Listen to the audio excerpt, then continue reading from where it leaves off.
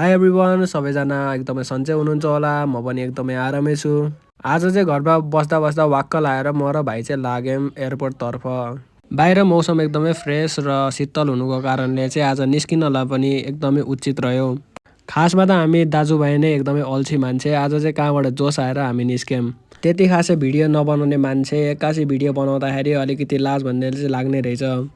लाज भन्ने शब्दलाई चाहिँ एक साइडमा राखेर क्यामेरा तेर्साएर हामी चाहिँ अगाडि बढ्यौँ। मेरो पछाडिको भाग जुन देख्नु भइरहेको छ त्यो चाहिँ एयरपोर्टबाट बाहिर निस्किने गेट हो।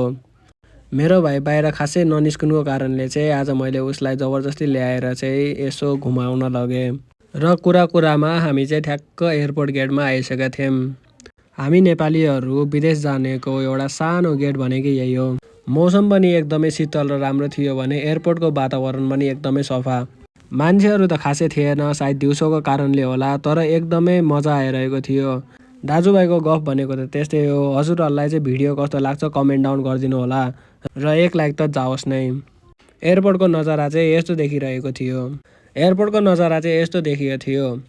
भाइलाई चाहिँ सम्झाउँदै बुझाउँदै भिडियो बनाउँदै हामी अघितर्फ लाग्यौँ र भाइलाई चाहिँ एयरपोर्ट यति नै हो भनेर भनेको थिएँ। भाइले चाहिँ मलाई के भन्यो भन्दाखेरि यति मात्र होइन दाइ, अझै भित्र पनि छ भनेर भन्यो। अब यो विषयमा त भाइलाई मैले टुर गराउनेको साट्टो भाइले चाहिँ मलाई उल्टै टुर गराएर रहेछ। अनि भाइले चाहिँ डोमेस्टिक प्लेनहरू चाहिँ कताबाट उड्छ भनेर चाहिँ मलाई सोधिरहेको थियो। अनि मैले चाहिँ उसलाई लेफ्ट साइडबाट सिधा लगेँ। हो, यताबाट चाहिँ डोमेस्टिक प्लेन उड्छ भाइ भनेर चाहिँ भने। र एयरपोर्ट घुम्दा चक्करमा चाहिँ हामीले यहाँनिर दुर्गा प्रसादज्यूलाई नै भेटेको थिएँ र उहाँको भाषणहरू चाहिँ त्यहाँनिर रेकर्ड भइरहेको थियो।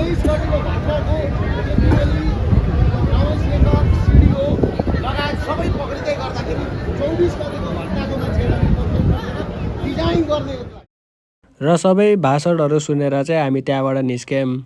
किनकि हामी चाहिँ भिडियो बनाउन हिँडेको मान्छे आज चाहिँ यस्तो यस्तो देख्न पाइयो।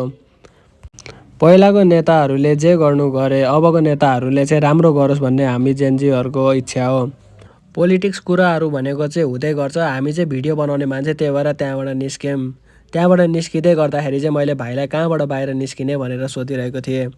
कहाँबाट हुनु रे दाइ, अब जहाँबाट आएको त्यहीँबाट निस्क्यौँ भनेर भनिरहेको थियो। मेरो भाइ चाहिँ अहिले 5 क्लासमा पढ्छ। अनि त्यसपछि मैले चाहिँ उसलाई के सोध्यो भन्दाखेरि, भाइ तिम्रो गर्लफ्रेन्ड छ कि छैन, दाइलाई नढाँटिकन भन भन्दाखेरि त मलाई त हाम्रो क्लासको केटीको नाम पनि थाहा छैन भन्छ। ल भाइ, अनि तिम्रो त अनि पढेको 1 वर्ष हुन लागिसक्यो, अनि केटीको नाम पनि थाहा छैन भनेर सोधेको त थाहा छैन दाइ भन्दो रहेछ। अब लाजले हो कि के हो भन्दाखेरि चाहिँ कमेन्ट डाउन गर्नु होला। यो क्लिप चाहिँ ठ्याक्क एयरपोर्टको पछाडिबाट निस्किने गेट हो र त्यसको गेट चाहिँ उतै छ भने चाहिँ यो चाहिँ हाम्रो आउने मेन गेट हो। हामी एयरपोर्टबाट तल गयौँ। दाइ यहाँनिर हामी यत्रो त घुम्यौँ, अब यहाँबाट जानलाई चाहिँ 10 मिनट मात्र लाग्छ, पशुपति पनि यसो हेरेर आऊँ भनेर भन्यो। र अरू त के नै हुनु, हामी लाग्यौँ पशुपतितर्फ। यो बाटो चाहिँ सायद सबैलाई मनपर्छ होला। साइडमा बसहरू कुद्छ भने अर्को साइडमा चाहिँ मान्छेहरू हिँडुल गर्नको लागि, पैदल यात्री एक्सर्साइजको लागि चाहिँ बनाएको हो। सायद हामी धेरै हिँड्यौँ भाइ, अब एकछिन बसौँ भनेर चाहिँ त्यहाँनिर एकछिन बसाएँ मैले। थाकेको बेला फोटोसोटो खिच्दै भिडियो सिडियो बनाउनुको रमाइलो पनि छुट्टै छ। अनि एउटा कुरा के हो भन्दा गाइज, भिडियोमा चाहिँ एकदमै नोइज पोल्युसन आएर चाहिँ मैले भोइस ओभर गरेको हो। यसको लागि चाहिँ धेरै धेरै माफी। र त्यहाँबाट चाहिँ अगाडि गयौँ। अगाडि गएर चाहिँ भाइलाई मैले पशुपति यही हो भनेर देखाएँ। भित्र त गएनौँ, बाहिरबाट दर्शन गरेर चाहिँ हामी घरतर्फ लाग्यौँ। भिडियो कस्तो लाग्यो कमेन्ट गर्नु होला। Thanks for watching.